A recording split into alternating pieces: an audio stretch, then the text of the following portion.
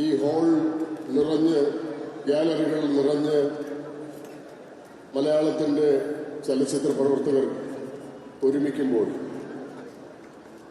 രണ്ട് അദൃശ്യ സാന്നിധ്യങ്ങൾ കൂടെയുണ്ട് എന്ന് ഞാൻ വിശ്വസിക്കുന്നു. രണ്ട് പ്രതിഭാസങ്ങൾ, കാലവും ചരിത്രവും. ഇന്നിവിടെ ചരിത്രം പുതിയ ഒരു ഏട് കുറിക്കുകയാണ്. ലോകത്തെവിടെയും സമാനമായ ഒരു പദ്ധതി ഉണ്ട് എന്ന് കരുതുക വയ്യ.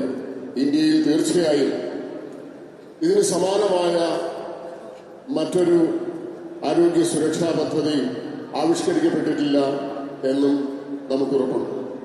നമുക്ക് ഏവർക്കും അറിയുന്നത് പോലെ ഫെഫ്കയിലെ മുഴുവൻ അംഗങ്ങളെയും, അർഹതപ്പെട്ട മുഴുവൻ അംഗങ്ങളെയും അവരുടെ കുടുംബാംഗങ്ങളെയും ചേർത്ത് നിർത്തുന്ന ഏറ്റവും മഹത്തായ, ഏറ്റവും ചരിത്ര പ്രാധാന്യമുള്ള ആരോഗ്യ സുരക്ഷാ പദ്ധതി ഇന്നിവിടെ ആവിഷ്കരിക്കപ്പെടുകയാണ്.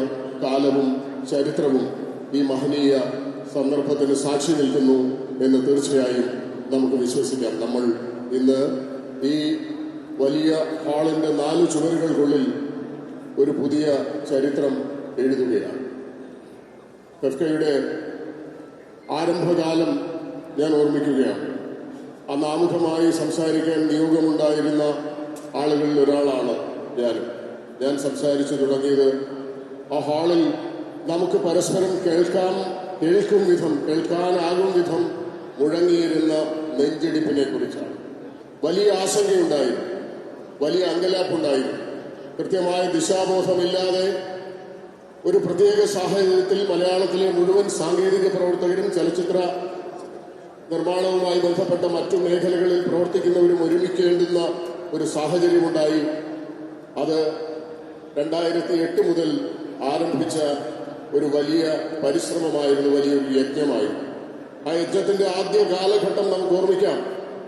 ഒരുപാട് പ്രതിസന്ധികൾ ഉണ്ടായിരുന്നു, ഒരുപാട് പോരാടേണ്ടി വന്നു, ഒരുപാട് യുദ്ധം ചെയ്യേണ്ടി വന്നു. പക്ഷെ ആത്യന്തികമായി ഇന്ത്യയിലെ, മലയാളത്തിലെ അംഗീകരിക്കപ്പെട്ട ഏറ്റവും വലിയ ചലച്ചിത്ര സംഘടനയായി ഫെഫ്ക പിറവി കൊള്ളുകയും ഈ കാലങ്ങളിലൂടെ സഞ്ചരിക്കുകയും ചെയ്തു.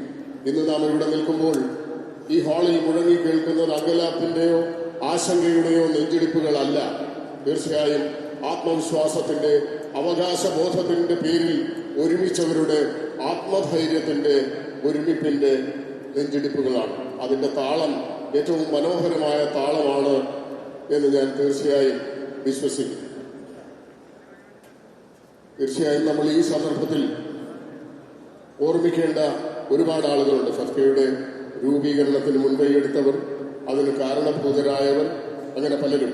അവരിൽ ഏറ്റവും പ്രധാനപ്പെട്ട ഒരു പേര് ഞാൻ ഓർമ്മിച്ചു പോവുകയാണ്. ഈ ഹാളിൽ നിന്ന് ഏതാനും മാസങ്ങൾക്ക് മുൻപ് നമ്മൾ യാത്രയാക്കിയ നമ്മുടെ പ്രിയ സഹോദരൻ, പ്രിയപ്പെട്ട സംവിധായകൻ സിദ്ദിഖ് നമ്മുടെ ഈ പ്രസ്ഥാനത്തിന്റെ ആരംഭത്തിന് കാരണമാവുകയും ആരംഭകാലങ്ങൾ മുതൽ തന്റെ അവസാന കാലം വരെ നമ്മോടൊപ്പം നിൽക്കുകയും ചെയ്തയാളാണ്. അദ്ദേഹത്തിന്റെ സാന്നിധ്യം നമ്മോടൊപ്പം ഉണ്ട് എന്ന് ഞാൻ തീർച്ചയായും വിശ്വസിക്കുന്നു.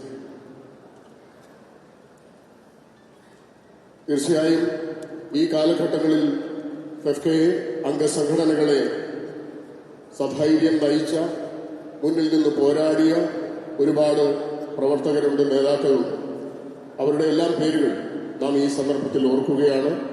ഇന്ന് ഇവിടെ യാഥാർത്ഥ്യമാകുന്ന ഈ പദ്ധതി മറ്റൊരു ഏജൻസിയുടെയും സഹായമില്ലാതെ, സർക്കാരിന്റെയോ അല്ലെങ്കിൽ ഇൻഷുറൻസ് ഏജൻസികളുടെയോ ഒന്നും പിന്തുണയോ പിൻബലമോ ഇല്ലാതെ നമ്മൾ ഇന്ന് ഏറ്റവും പുതിയ, ഏറ്റവും നവീനമായ ഒരു പദ്ധതി ആവിഷ്കരിച്ച് നടപ്പാക്കുമ്പോൾ അതിന് രൂപം കൊടുത്ത മുഴുവൻ സാരഥികളെയും, ഫെഫ്കയുടെ മുഴുവൻ സാരഥികളെയും നമ്മൾ തീർച്ചയായും അഭിമാനത്തോടെ അഭിനന്ദിക്കുന്നു. എടുത്തു പറയേണ്ട ഒരുപാട് പേരുകളുണ്ട്. എങ്കിലും ഫെഫ്കയെ ഇത്രയും കാലം നയിച്ച് ഇങ്ങനെ ഒരു സാഹസത്തിന്, ഇതൊരു സാഹസം കൂടിയാണ്. ഇത് നമ്മളൊരു പരീക്ഷണാടിസ്ഥാനത്തിൽ നടപ്പിലാക്കുമ്പോൾ അത് വിജയിക്കുമെന്നുള്ള കാര്യത്തിൽ തർക്കമൊന്നുമില്ല. പക്ഷെ അങ്ങനെ ഒരു സാഹസത്തിന് മുൻകൈയെടുത്ത ആത്മധൈര്യത്തിന്റെ പേര് ബി ഉണ്ണികൃഷ്ണൻ എന്നുകൂടിയാണ്. അദ്ദേഹത്തിനൊപ്പം ഇത് ആവിഷ്കരിച്ച മുഴുവൻ ആളുകളെയും ഞാൻ പേരെടുത്ത് പറയുന്നില്ല. അതിനെക്കുറിച്ചൊക്കെ വിശദമായിട്ട് ബി ഉണ്ണികൃഷ്ണൻ സംസാരിക്കും.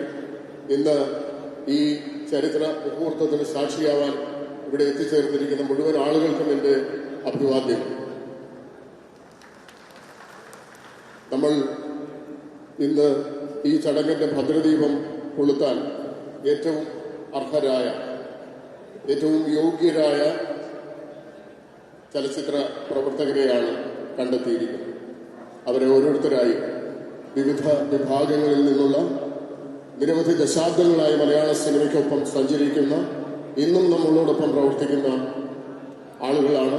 അവരെ ഓരോരുത്തരെയായി ഞാൻ വേദിയിലേക്ക് സ്നേഹപൂർവ്വം ക്ഷണിക്കുകയാണ്.